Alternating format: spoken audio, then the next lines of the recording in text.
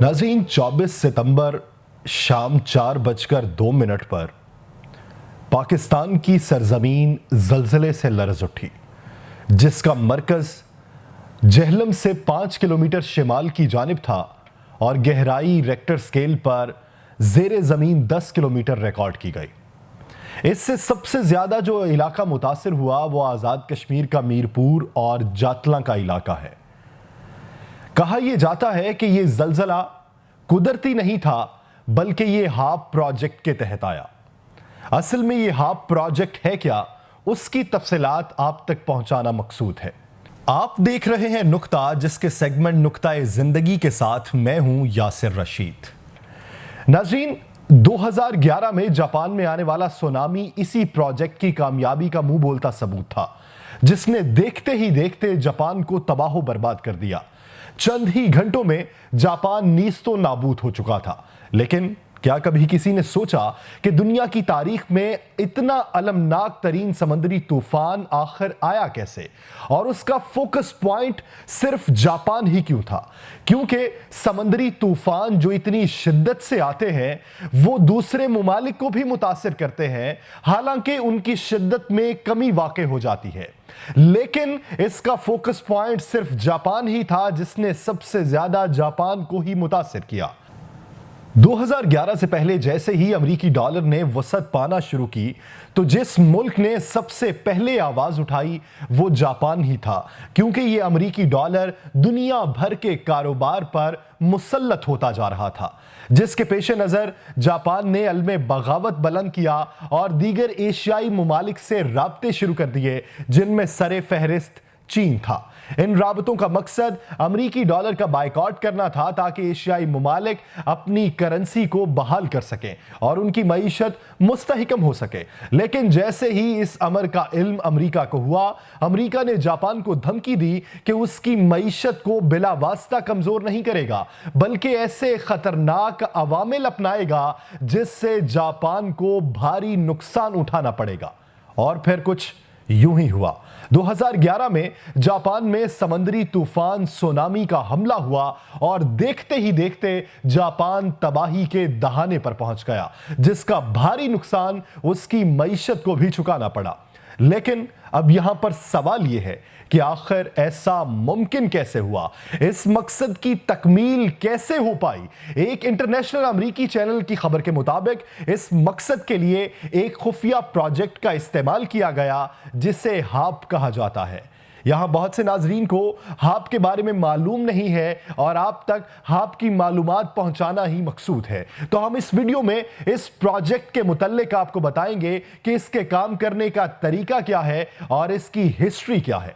हाप यानी कि high frequency active auroral research program. इस प्रोग्राम को अमेरिका में मुतारिफ करवाया गया और इसकी बुनियाद सन 1915 में एक अमेरिकी साइंसदान निकोला टेस्ला ने एक सदी पहले रखी। यानी इस प्रोग्राम का आगाज आज से तकरीबन 100 साल पहले शुरू हो चुका था। इस प्रोग्राम को शुरू करने के बाद इसकी तमाम तर सरगर्मी पेंटागन ने अपने जिम्मे ले ली।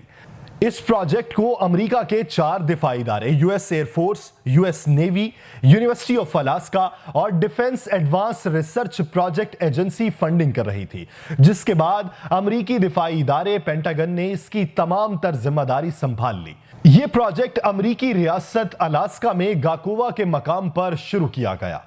शुरू में इसे एक रेडियो स्टेशन का नाम दिया गया, जिसका मकसद रेडार की शुआओं को सिर्फ ऑब्जर्व करना था। लेकिन वक्त के साथ साथ यह हकीकत सामने आई कि इसका तो मकसद ही कुछ और है। 180 टावर्स पर मुश्तमिल, जिनमें से हर टावर की बुलंदी 72 फीट है, उसको इस तरह से जोड़ा गया कि तमाम टावर मिलकर एक एंटीना की शक्ल इख्तियार कर गए। इस एंटीना का मकसद हजारों टन एनर्जी को वीएम लहरों में तब्दील करके कंट्रोल करना था। यानी एक अकेला एंटीना 36 मिलियन वाट एनर्जी को खला में भेजता है, जो कुल मिलाकर 72,000 स्टेशन भेज सकते हैं। यानी इस अकेले प्रोजेक्ट को डिजाइन ही इस तरीके से किया गया कि यह एनर्जी इतनी बड़ी मिकदार में खला में भेजी जा सके। अब यहां पर सवाल यह है कि इन शुआओं को खला में भेजने का क्या मकसद है? क्यों इतनी बड़ी मिकदार में इस एनर्जी को कंट्रोल किया जाता है? ऐसा क्यों कर मुमकिन है? खला में ही मौसमों के अमल दखल को कंट्रोल करने के लिए कुदरत ने एक तह बना रखी है जिसे आयनोस्फेरिक कहते हैं, जिसका काम खला से आने वाली तेज बिजली की शुआओं और ज़ेरे ज़मीन मौजूद प्लेट्स के आपस में टकराने के अमल को कंट्रोल करना है। और इस कुदरती तह की बदौलत मौसम बदलते हैं। इस प्रोजेक्ट यानी हाप का मकसद एक अमरीकी रिपोर्ट के मुताबिक दरअसल इस कुदरती तय आयनोस्फेरिक को कंट्रोल करना और इसका रुख मोड़ना था, ताकि जिस भी रुख में इसकी फ्रीक्वेंसी सेट कर दी जाए उस खित्ते के मौसम और जमीनी हरकत को कंट्रोल किया जा सके, जिसका एक बड़ा नुकसान दुनिया को अब तक उठाना पड़ चुका है कि गुजरते वक्त के साथ साथ हमारे ग्लेशियर्स पिघल रहे हैं, समंदरी सतह बुलंद हो रही है और ज़ेरे ज़मीन प्लेटें आपस में टकराकर ज़लज़लों की शक्ल इख्तियार कर रही हैं, जिसका मुंह बोलता सबूत जापान में आने वाला समंदरी तूफान सुनामी भी है। और नाज़रीन, यहां पर यह भी इल्ज़ाम आयद किया जाता है कि 2010 में हेटी में आने वाला तूफान भी इसी हाप प्रोजेक्ट के बायस आया। लेकिन वक्त गुजरने के साथ साथ अमरीकी अवाम पर यह हकीकत खुलने लगी कि यह प्रोजेक्ट मुस्तकबिल में उनकी नस्लें भी तबाह कर देगा। लिहाजा इसके खिलाफ अमरीका में शदीद एहतजाज भी हुआ, जिसके पेश नज़र इसे 2013 में बंद कर दिया गया। लेकिन कहा यह जाता है कि अभी भी इसे खुफिया तौर पर चलाया जा रहा है। तो यह था हाप प्रोजेक्ट का तारुफ, उसका काम और उसकी तारीख।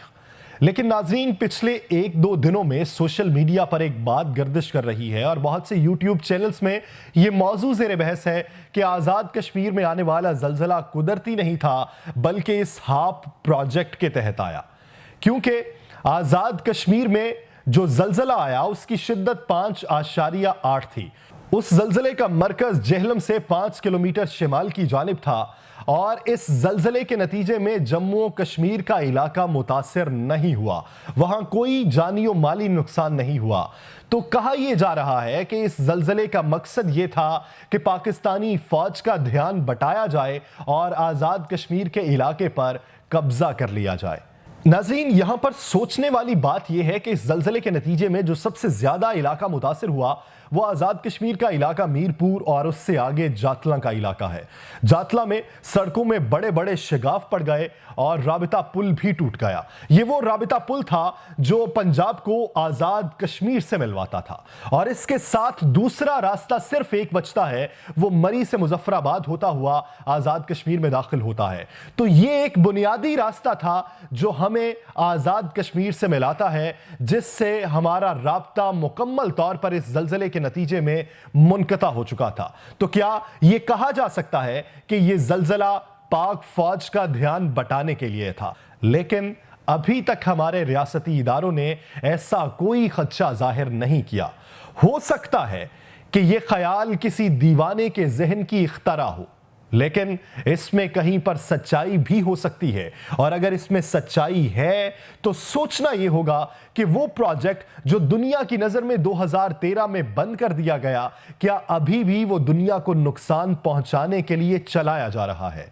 सोचना यह है कि क्या अमेरिका ने इंडिया की इसलिए मदद की कि वो आज़ाद कश्मीर पर कब्जा कर सके? सोचना यह है कि इंडिया तो सालसी की पेशकश कर रहा है, लेकिन यहां पर तो हाप प्रोजेक्ट की बातें गर्दिश कर रही हैं। और अगर ऐसा कुछ है तो सोचने की ज़रूरत है कि इस बंद टेक्नोलॉजी का बेदरेग इस्तेमाल इंसानी जानों को खतरा पहुंचा रहा है। नाज़रीन, अगर आपने हमारे चैनल नुक्ता को सब्सक्राइब नहीं किया तो हमारे चैनल नुक्ता को सब्सक्राइब कीजिए और बेल आइकन को दबाइए ताकि आपको लम्हा ब लम्हा ऐसी मालूमाती वीडियोस पहुंचती रहें।